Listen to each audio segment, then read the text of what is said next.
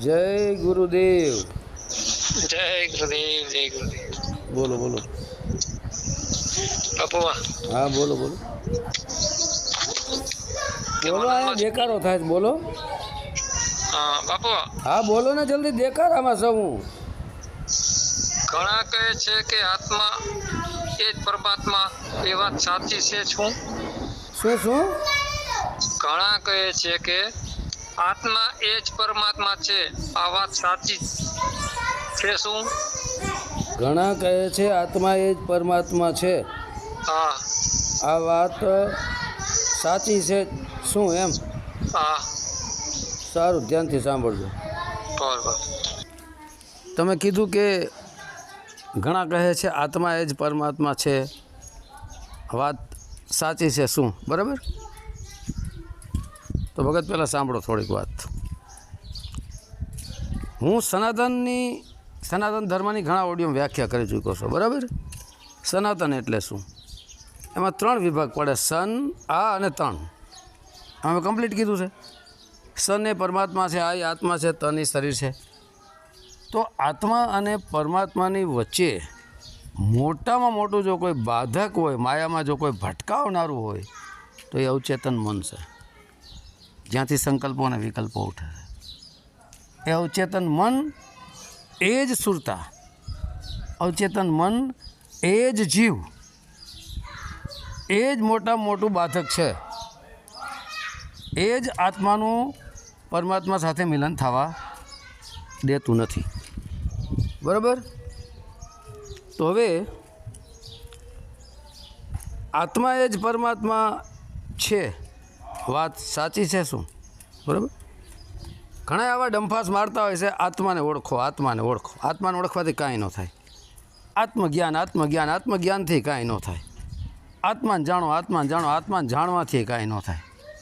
હે, કાંઈ ન થાય. આત્મજ્ઞાન તો કેટલાય રખડેશ. આત્મજ્ઞાન એટલે માહિતી જ્ઞાન, આત્મ જાણકારી એટલે માહિતી જાણકારી. ઘણા આત્માને ઓળખાવે એ માહિતી જ્ઞાન. પણ ભગત, આત્મા પોતે જ અવચેતન મનરૂપી સુરતાને પ્રગટ કરી અને સ્વયં જીવન મરણના ચક્કરમાં ફરી રહ્યો છે. સાફ ગીતામાં કહેવામાં આવ્યું છે કે અર્જુન, જેમ વસ્ત્રો જૂના થઈ જાય છે અને એને ઉતારીને આપણે નવા વસ્ત્રો ધારણ કરીએ છીએ, એમાં આત્મા ધરતી, આકાશ, વાયુ, જળ અને અગ્નિ 5 તત્વના જે 5 તત્વનું વસ્ત્ર જે આત્માએ પહેર્યું છે, એ જૂનું થતાં એને ઉતારીને નવું વસ્ત્ર ધારણ કરે છે, મતલબ બીજું શરીર ધારણ કરે છે, બરાબર. આ ફાઇનલ થઈ વાત, બરાબર. તો આત્મા જે છે ને એ શરીર ધારણ કરે છે, પરમાત્મા શરીર ધારણ કરતો નથી. આવે ના જાવે, જન્મે ના મરે. હે, એ પરમાત્મા છે. પરમાત્મા શરીરમાં નથી આવતો. પરમાત્મા સર્વવ્યાપક છે, પણ શરીર ધારણ પરમાત્મા નથી કરતો. સર્વવ્યાપક ખરો, બધે છે, શરીરોમાં, પરમાત્મામાં, બધા આત્માઓમાં, બધી જગ્યાએ, અણુમાં, જલમાં, થલમાં, કણમાં, હે, સ્થાવર જંગમ, દરેક જગ્યાએ પરમાત્મા તો છે જ. પરંતુ જ્યારે આપણે આત્મા અવસ્થાને પ્રાપ્ત કરીએ, જેને હું સ્થિત પ્રજ્ઞા કહું છું, ગીતામાં કહે છે સ્થિત પ્રજ્ઞા, જ્યાં કોઈ ક્રિયાકાંડ રહેતો નથી. આત્માને જાણવાથી કાંઈ ન થાય, આત્માને ઓળખવાથી કાંઈ ન થાય. હે, આત્માને ઓળખાવાથી કાંઈ ન થાય. કેટલા નીકળી પડ્યા આત્માને ઓળખાવાવાળા, કેટલાય કથની બકણી કરે, આત્મજ્ઞાન. ભાઈ તને આત્મજ્ઞાન થયું, કોરો બકવાસ કરે. તને આત્મજ્ઞાન થયું હોય તો તું આ ભટકે. હવે આત્મ અવસ્થા છે ને એ ઊંચો સ્ટેજ છે. આત્મ અવસ્થાને પ્રાપ્ત કર્યા પછી પણ મુક્તિ નથી. હે, કારણ કે આત્માએ તો સ્વયં સુરતાને પ્રગટ કરીને દુનિયાની સૃષ્ટિની રચના કરી છે અને શક્તિ લીધી છે પરમાત્મા પાસેથી. સરવાળે પરમાત્મા કરતા ધરતા છે. ઈચ્છારૂપી ખેલને હું ઘણી વાર કહું છું, આત્માએ સ્વયં ઈચ્છા પ્રગટ કરેલી છે અને આ જીવન મરણના ચક્કરમાં ફસાણો છે. આત્મા ફસાણો. જોકે આત્મા અજર અમર અવિનાશી જ છે. આત્મા જ ઈશ્વર અંશ જીવ અવિનાશી. ઈશ્વર એ પરમાત્મા છે, એનો અંશ છે આત્મા છે. સમજાણું? હવે અહીં જો એક આપણે વાણી લઈ, સંત કબીરજીની કહે છે કે સાહેબ તેરી સાહેબી હરગટ રહી સમાય સુની ના સેજ કોઈ બલિહારી ઉસ ગટ કી જાગટ પ્રગટ હોય. બરાબર. શું કીધું? સાહેબ. સાહેબ એ પરમાત્મા. સાહેબ શબ્દ રામાયણમાંથી આવ્યો છે. સાહેબ શબ્દ અનેક વાણીઓમાં ગુરુ ગોરખનાથે પણ વાપરો છે. આ કોઈનો ઘરનો નથી. આ ગુરુ ગોરખનાથ લઈ આવ્યા સાહેબ શબ્દ, રામાયણમાંથી આવ્યો સાહેબ શબ્દ. તો તેરી સાહેબી, સાહેબી એટલે શું? કોના તરફ ઇશારો? સાહેબી એટલે તમારો આત્મા, પરમાત્મામાંથી પ્રગટ થયેલા બધા આત્મા હર ઘટ રહી સમાય. સાહેબ તેરી સાહેબી હર ઘટ રહી સમાય. હર દેહરૂપી ઘટની અંદર સમાણી છે એ બધાની અંદર. સુની ના સેજ કોઈ દેહરૂપી સેજ, સેજ એટલે પથારી, કોઈ દેહરૂપી સેજ આ સુની નથી, ખાલી નથી. સાહેબ તેરી સાહેબી હરગટ રહી સમાય સુની ના સેજ કોઈ પણ બલિહારી ઉસ ઘટકી. બલિહારી એટલે વાહવાહી એ ઘટની થાય, હે તારીફ એ ઘટની થાય, કિંમત એ ઘટની થાય, જા ઘટ પ્રગટ હોય. હે હવે જો ધ્યાન દેજો, અહીંયા ક્યાં ઘટમાં પ્રગટ થવાનું? એક તો દેહરૂપી ઘટમાં આત્મ ઘટ છે. બરાબર. હવે જાગટ પ્રગટ હોય એટલે જે દેહરૂપી ઘટની અંદર પહેલાં તો આત્મા પ્રગટ થઈ ગયો, પછી બલિહારી ઉસ ઘટ કી જાગટ પ્રગટ હોય. બલિહારી એવા ઘટની જે આત્મ ઘટની અંદર પરમાત્મા જ્ઞાન પ્રગટ થઈ જાય. એટલે આત્મ અવસ્થાને પ્રાપ્ત કર્યા પછી જ પરમાત્મા અવસ્થામાં આપણે જઈ શકીએ છીએ. એ સિવાય અસંભવ છે. આત્મા તો અનેક છે, પરમાત્મા એક જ છે. હે આપણે કહીએ જ છીએ ને કે સબકા માલિક પરમાત્મા એક. સબકા માલિક એટલે બધાનો માલિક પરમાત્મા એક જ છે. બધા આત્માઓનો માલિક, દુનિયાનો માલિક, શહેનશાહનો શહેનશાહી છે. બરાબર. પરંતુ જ્યારે આત્મ સ્વરૂપ આ બધા આત્મા એના નોકર છે, એની આજ્ઞાથી ચાલે છે. આત્મા શરીર ધારણ કરીને આવે, પરમાત્મા શરીર ધારણ નથી કરતો. આ નોટ કરી લેજો. બરાબર. નહીં, સર્વવ્યાપક છે. આત્મા સર્વવ્યાપક નથી, પરમાત્મા સર્વવ્યાપક છે. પણ આત્મા જ્યારે પરમાત્મા સ્વરૂપ થઈ જાય છે ત્યારે નોકર મટીને સ્વયં પરમાત્મા બની જાય છે અને એ પછી સર્વવ્યાપક થઈ જાય છે. બરાબર. તો હવે ધ્યાન દો, બીજી એક વાણી સંત કબીરની લઉં. બરાબર. હવે પહેલી જે વાણી હું બોલી ગયો ને હમણાં, એના ઉપર જરા વિચાર કરજો, મંથન કરજો, વિવેક જગાડજો, ડીપમાં જાજો, ઊંડાણમાં જાજો. કાંઠે બેઠા બેઠા છબછબિયા કરશો તો નહીં હાથમાં આવે, ફસાઈ જાઓ ઢોંગી પાખંડી ગુરુના હાથમાં. સાહેબ તેરી સાહેબી કીધું છે તો સાહેબ જુદો થયો, સાહેબી જુદી થાય. તેરી કહેનારો કોણ છે? હે તેરી કહેનારો એ જ આત્મા છે. તેરી સાહેબી, સાહેબી એ જ આત્મા છે. જેમ એક શેઠ હોય ને એની શાન શોકત ને સાહેબીને કેવું હોય છે, ઠાઠ માઠ ને, એની આત્મા છે ને એ સાહેબરૂપી પરમાત્માની સાહેબી છે. આ ધ્યાન રાખજો. એની સાહેબી છે બધામાં. એ તો છતાંય બધાથી જુદો છે. કરતાઓ છતાં અકર્તા છે અને કરતાં કરતાં બેથી ઉપર પણ છે. હવે બીજી વાણી લઈ. બરાબર. શું કહે છે બીજી વાણીમાં? ધ્યાન દેજો. હવે મળી જશે ઉત્તર. બરાબર. કે આત્મા એ જ પરમાત્મા છે કે નથી? આ વાત સાચી છે શું? બરાબર. તો ધ્યાન દો. સંત કબીરજી કહે છે, જબ મેં થા તબ હરી નહીં. શું કીધું? જબ મેં થા તબ હરી નહીં. આનો અર્થ છે કે જ્યાં સુધી હું હતો, હું હતો, એક તો હું અહંકાર, એક મેં અહંકાર, અને મેં અને હું એટલે આત્મા, કે જ્યાં સુધી હું એક આત્મા હતો, જબ મેં થા તબ હરી નહીં. હું મારો આત્મા જ છું, સર્વશ્રેષ્ઠ આત્મા જ છે. હે હું આત્મજ્ઞાની છું એટલે હું પણ થયું.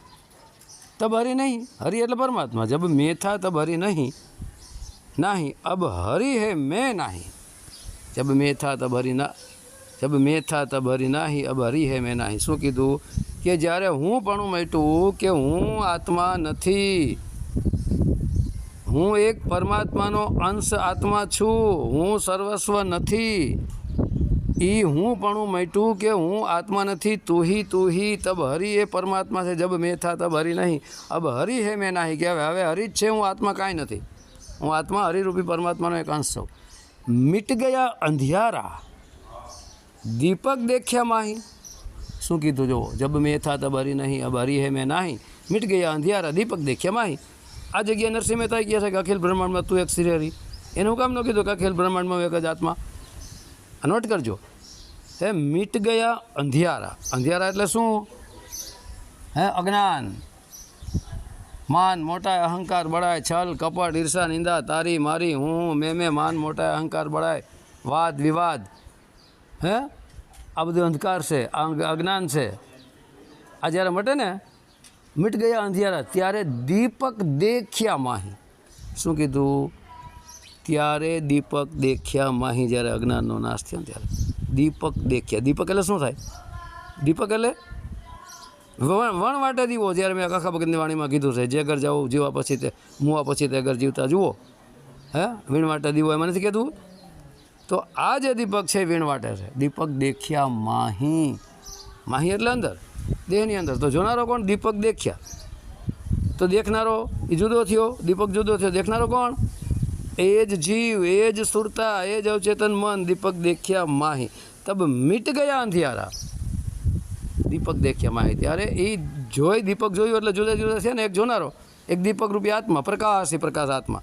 તો ઘણા ગયા પ્રકાશ આત્મા નથી, પ્રકાશથી મુક્તિ ન થાય. બધા ઢોંગ પાખંડ છે. આ શું છે? આત્માને આત્મા જે કરતા હોય, બરાબર, એક ભૂલ થઈ અને ખબર નથી કે પરમાત્મા જુદો છે, પરમાત્મા એક છે, આત્મા અનેક છે. એટલે એ એક ભૂલ થઈ હોય ને, એટલે એ ભૂલને દબાવવા માટે અનેક નવટંકી નાટકો ને આવું બધું પોતાની વાતને સિદ્ધ કરવાનો પ્રયત્ન કરશે, પણ ખોટું જ રહે. આત્મા એ પરમાત્મા નથી. પરમાત્મા જુદો છે, આત્મા જુદો છે. આત્મા તો જીવન મનના ચક્કરમાં ફરી રહ્યો છે, સુરતાનો સપોર્ટ લઈને, આ સુરતાને સપોર્ટ આપીને, દેહમાં ફસાઈને. બરાબર? તો દીપક દેખ્યા માહી. તો દેખનારો છે એ જીવ છે, એ જ સુરતા છે, એ જ અવચેતન મન છે. દીપક દેખ્યા માહી. જ્યારે દીપક સ્વરૂપ બની જાય, આત્મ સ્વરૂપ બની જાય. ખીમદાસ બાપા રવિદાસ બાપાને પ્રશ્ન કરે છે ને કે શબ્દ કા રંગ कैसा शब्द का रंगा. ત્યારે જવાબ નથી આપતા રવિદાસ બાપા ખીમ સાહેબને કે જૈસા દીપક મંદિર ધર્યા ऐसा શબ્દ કા રંગા. શું કીધું? જૈસા દીપક મંદિર ધર્યા. તો મંદિરમાં આપણે દીપક ધરીએ છીએ, દીપકમાંથી પ્રકાશ આખું મંદિર પ્રકાશ સ્વરૂપ થઈ જાય. એમાં દેહરૂપી મંદિર આખું પ્રકાશ સ્વરૂપ જ છે. એ આત્માના પ્રકાશથી જ, એની ચૈતન્ય શક્તિથી જ આખો દેહ હાલી રહ્યો છે. તો આત્મા પ્રકાશ સ્વરૂપ છે. સોહમ શબ્દને આત્મા કીધો. શબ્દ કા કૈસા રંગા? તો કે જૈસા દીપક મંદિર ધર્યા ऐसा શબ્દ કા રંગા. તો શબ્દ પ્રકાશ સ્વરૂપ છે, આત્મા એ પ્રકાશ છે, શબ્દે પ્રકાશ છે. શબ્દે ધરતી, શબ્દે આકાશ, શબ્દે પાણી, શબ્દે પવન, હે શબ્દે પૃથ્વી, શબ્દ ભયો પ્રકાશ. શું કામ કીધું? બધું પ્રકાશ સ્વરૂપ જ છે. પ્રકાશને જાણવાથી કાંઈ ન થાય, પ્રકાશને જોવાથી કાંઈ ન થાય. આ બધું નવટંકી નાટક છે, ખોટા છે. આ બધા તમને ફસાવવાળા છે, ક્યાંય ફસાતા નહીં. અને કરોડો સંતો કહે છે કે આત્મા પ્રકાશ સ્વરૂપ છે.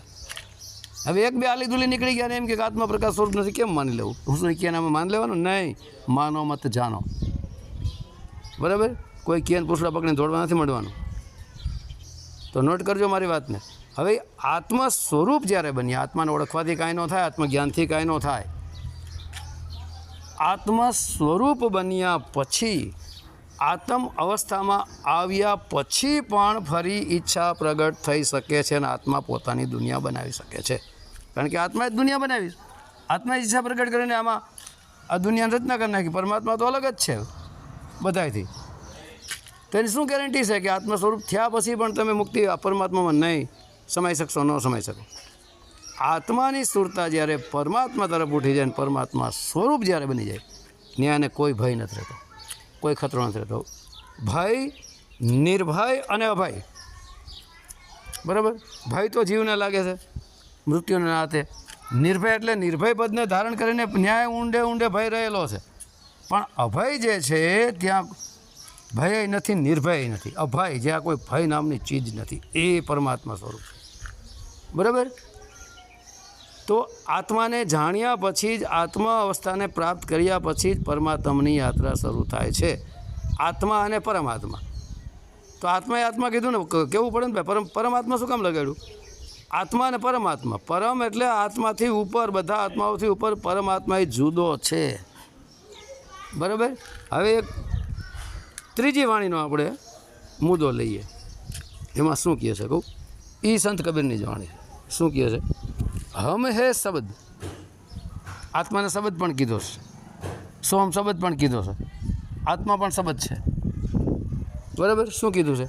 હમ હે શબ્દ, शब्द हम माही, हमसे भिन्न और कछु नाही है। शब्द शब्द बहु अंतरे, वो तो शब्द विदे, जीवा पर आवे नहीं, निरख परख कर ले। हम है शब्द शब्द हम माही, हमसे भिन्न और कछु नाही, कहे कबीर हम शब्द स्नेही। શું કીધું? કહે કબીર હમ શબ્દ સ્નેહી, એટલે કે હું એક આત્મારૂપી શબ્દ છો. પ્રકાશ પણ કેવો હોય કહી શકો, શબ્દ પણ કહી શકો, સોમ શબ્દ પણ કહી શકો, બરાબર? કે હું એક શબ્દ છું, શબ્દ મારી અંદર જ શબ્દ છે. હમ હે શબ્દ, શબ્દ હમ માહી, બરાબર? હમસે ભિન્ન ઓર કશું નહીં, એટલે કે મારાથી અલગ કાંઈ છે નહીં, હું એક શબ્દ છું અને શબ્દ મારી અંદર છે. હમે શબ્દ શબ્દ હમ માહી, હમસે ભિન્ન ઓર કશું નહીં. ભિન્ન એટલે મારાથી કાંઈ અલગ નથી, બરાબર? તો એ કેવો શબ્દ છે? એ જ આત્મ શબ્દ કહો, સોહમ શબ્દ કહો, કહે કબીર હમ શબ્દ સને. શું કીધું? સંત કબીરજી કહે છે કે હમ એટલે હું શબ્દ સ્નેહી. શું કીધું? શબ્દ સ્નેહી, સ્નેહ એટલે પ્રેમ, હમ એટલે હું પોતે. સંત કબીરજી કહે છે કે હું પોતે શબ્દ સ્નેહી. એટલે શબ્દ અલગ થયો, સ્નેહ અલગ થયો અને હમ અલગ થયો. તો હમ કહેનારું કોણ છે? હમ કહેનારા એ સંત કબીરજી છે, બરાબર? હમ શબ્દ સ્નેહી મતલબ હું પણ એક શબ્દને સ્નેહ એટલે પ્રેમ કરું છું. આવી ગઈ ને વાત? તો સંત કબીરજીની અંદર સ્વયં આત્મા હતો, તો સંત કબીરજી એમ કહે છે કે હું પણ એક શબ્દને પ્રેમ કરું છું. હમ શબ્દ સ્નેહી, હું પણ શબ્દને સ્નેહ કરું છું, પ્રેમ કરું છું. તો અલગ થયા કે નહીં? નોટ કરો તમે. ઊંડામાં ઉતરો, ડીપમાં ઉતરો, કાંઠે છબછબિયા કરવાથી કાંઈ નહીં થાય, બરાબર? તો ભગત, આત્મા એ જ પરમાત્મા નથી.